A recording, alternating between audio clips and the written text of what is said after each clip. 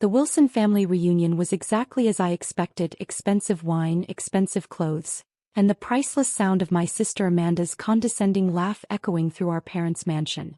"Oh, Olivia's still doing that government job," she announced to our cousins, swirling her champagne. "Something about reviewing business permits or whatever. Right, sis?" I took a slow sip of water, letting them assume I couldn't afford the champagne. If they only knew I owned the vineyard that produced it. Something like that. "Poor thing," my cousin Stephanie chimed in. "It must be hard watching everyone else succeed while you push papers." By everyone else, they meant Amanda, the golden child who'd turned our father's company Wilson Global into one of the largest investment firms in Chicago.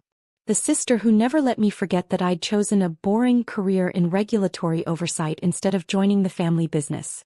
"We've all got to pay the bills somehow," I smiled, thinking about the corner office on the top floor of the Federal Trade Commission's Merger Review Division. The office where tomorrow morning, a very interesting file would land on my desk. My mother appeared, diamonds glinting as she kissed Amanda's cheek. "Darling, tell everyone about Wilson Global's big news. The whole city's buzzing about it." Amanda preened. "Well, I suppose I can share a little preview. We're about to announce the largest merger in the company's history. $500 million. She glanced at me with fake sympathy. "That's million with an M, Olivia. I know government workers don't see numbers that big." If she only knew how many billion-dollar deals crossed my desk every week. As the Deputy Director of Merger Review, I had the power to approve or deny any major corporate consolidation in the country. Not that my family had bothered to track my career progression. "That sounds impressive," I said mildly. "When's the announcement?" "Tomorrow morning. We've kept everything quiet, totally under wraps. The paperwork's already filed with the FTC." She smirked. "Not that you'd know anything about that level of business." Our father joined the group, clapping Amanda on the shoulder. "My girl's going to make history tomorrow. Biggest deal Wilson Global's ever seen." "The Mitchell Group won't know what hit them," Amanda added, naming their biggest competitor. "Once this merger goes through, we'll control 30% of the market." I nearly choked on my water. 30% market share? That would trigger automatic regulatory review. A review that would land directly on my desk marked urgent. 30%? I kept my voice casual. "That's significant." Amanda rolled her eyes. "God, Olivia, don't start with your little government regulations. We've got the best lawyers in Chicago. Everything's perfectly legal." Our cousin Blake, himself a corporate lawyer, nodded sagely. "The paperwork's ironclad. I reviewed it myself." "Besides," Amanda continued, "it's not like some low-level bureaucrat could stop a deal this size. We've got friends in high places." I thought about the friends they'd listed as references in their merger application: senators, business leaders, even a former governor. All impressive names that wouldn't mean a thing once I saw the actual numbers. "You seem very confident," I observed. "Because I understand business, unlike some people." Amanda's voice dripped with disdain. "Remember when Dad offered you a VP position? You could have been part of this. Instead, you chose to be a nobody." The room murmured in agreement. Even my mother shook her head sadly, probably remembering all the arguments when I'd chosen government service over the family firm. "Speaking of nobody," my Aunt Margaret joined in, "are you even dating anyone, Olivia? 35 is getting a bit old to be single." I thought about the dinner reservations I had next week with the CEO of America's largest investment bank. He'd been trying to get my private number for months, not realizing I was the same Olivia Wilson who'd blocked his last 3 merger attempts. "I'm focused on my career," I said simply. More knowing looks. More pitying smiles. Amanda actually patted my hand. "Of course you are, sweetie. We can't all be successful in both business and love." Just then my phone buzzed. A text from my assistant. "Preliminary review of Wilson-Mitchell merger complete. Major red flags. Full report on your desk first thing tomorrow." I typed back, "Hold all my morning meetings. This one needs my personal attention." "That's probably her boss asking her to work late again," Amanda stage whispered to our cousins. "Government workers always at someone else's beck and call." I stood up, smoothing my simple black dress, the same one Amanda had criticized earlier for being off the rack. Little did she know it was custom-made by a designer who saved his best work for his most powerful clients. Actually, I said, gathering my things, I should go. Big day tomorrow. Oh right, Amanda laughed. Those permits won't review themselves. As I reached the door, she called out one last time. Don't worry, sis. Once the merger goes through, maybe I can find you a real job at Wilson Global. Something more suited to your abilities. I turned back, allowing myself one small smile. That's very thoughtful, Amanda. I'll definitely be thinking of you tomorrow. Poor Olivia, I heard her say as I left. Still a nobody after all these years. In my car, I opened the preliminary report my assistant had sent. Market manipulation, predatory pricing, hidden subsidiaries. Wilson Global's perfect merger was about to become a regulatory nightmare. Tomorrow morning, Amanda would learn exactly what kind of nobody she'd been mocking. The Federal Trade Commission's Merger Review Division occupied the top 3 floors of a gleaming downtown building. My corner office, with its panoramic view of the city, offered a perfect sight line to Wilson Global's headquarters 8 blocks away. I arrived early, watching the sun rise over Chicago's skyline. Right about now, Amanda would be preparing for her triumphant press conference. The one that would never happen. Morning, Director Wilson, my assistant Michael greeted, carrying a thick folder. Wilson Global's complete merger file, plus the overnight analysis from our team. I smiled at the director title, another detail my family had never bothered to learn. Anything interesting? Where do I start? He opened the folder. Hidden subsidiaries in 3 countries, artificial market inflation, predatory pricing schemes targeting smaller firms. They've been planning this takeover for months. And the Mitchell Group? Appears to be an unwilling target. Wilson Global's been quietly buying up their debt through shell companies. I nodded, scanning the documents. Every page revealed another layer of my sister's perfect merger. Who signed off on their legal review? Their primary counsel is Blake Wilson. Our cousin Blake. The same one who'd nodded so confidently at last night's reunion. I made a mental note to have his other cases reviewed. My phone buzzed. Amanda. I let it go to voicemail. Director. Michael hesitated. Given your family connection, should we reassign this case? I thought about Amanda's smirk, my parents' dismissal, years of being treated like a failure.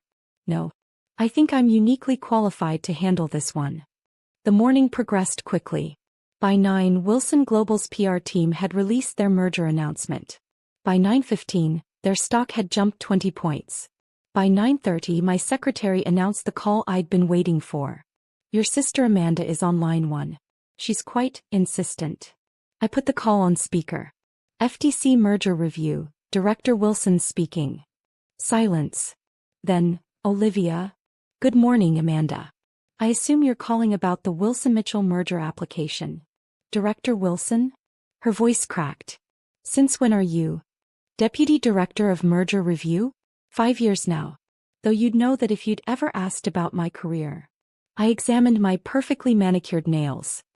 Congratulations on the announcement, by the way. Very impressive numbers. Olivia, listen. Her confident tone had vanished. We need to talk about this. Privately. As family. Interesting. Last night I was a nobody pushing papers. Now you want to talk privately? This merger is crucial for Wilson Global. Dad's counting on it. The board's counting on it. Then they should have conducted proper due diligence. I pressed a button and the wall screen lit up with their financial data. Would you like me to list the regulatory violations, or should we start with the antitrust issues? Whatever you think you've found, we can explain. Now she was pleading. Our lawyers have reviewed everything. You mean cousin Blake? Yes, we'll be having a separate conversation about his oversight. I pulled up another document. By the way, how many shell companies did you create in the Cayman Islands? I count 7, but we might have missed some. The sound of breaking glass came through the speaker. Apparently, Amanda had dropped something. How did you find them? Amanda, analyzing complex corporate structures is literally my job.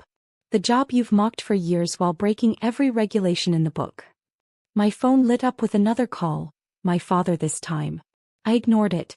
The press conference is in an hour, Amanda whispered. The whole business world is watching. Then I suggest you prepare a different announcement. I reached for the red stamp on my desk, the one reserved for immediate regulatory intervention. This merger isn't just denied, Amanda. It's being referred for criminal investigation. Criminal. Her voice rose to a shriek. You can't do this. We're family. Funny, that didn't seem to matter last night when you were calling me a failure. The stamp came down with a satisfying thud. But you're right about one thing: family should look out for each other. Consider this me saving you from federal prosecution. The doors burst open. My father stormed in, face red, Amanda trailing behind him. They stopped short at the sight of my office, the wall of awards, the view that dominated half of downtown Chicago. What is the meaning of this? He demanded. I stood slowly. Security breach on the executive floor. Interesting. Michael, please escort our unauthorized visitors out and revoke their building access. Olivia. My father's voice dropped. Princess, let's discuss this reasonably. Princess. I laughed. Last night I was the family disappointment. Amazing how perspectives change when you finally see someone's true position. Amanda stepped forward. The board is meeting in 10 minutes. What am I supposed to tell them? Tell them the truth. Their illegal merger was caught by the nobody in the family. The same nobody who's now ordering a complete audit of Wilson Global's previous acquisitions. My father sank into a chair. Previous acquisitions? Did you really think I wouldn't look? I pressed another button and more data filled the screens. Every deal for the past 5 years. Every shortcut. Every violation. It's all here. You'll destroy the company, Amanda whispered. No, you did that when you decided rules didn't apply to Wilson Global. I sat back down. But I'm feeling generous. Instead of immediate criminal referral, I'll give you 48 hours to propose a corporate restructuring plan. One that includes new leadership. New leadership? My father's face went pale. You want control of Wilson Global? Me? No. I have actual power, Dad. Real influence. Wilson Global would be a step down. I smiled. But I hear the Mitchell Group has some excellent executives. Maybe start there. Security arrived to escort them out.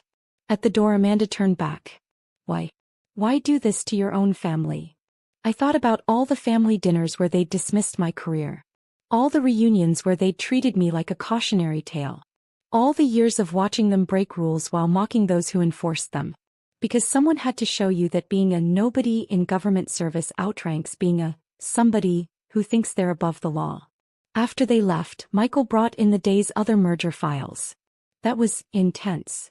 Family usually is. I opened the next file.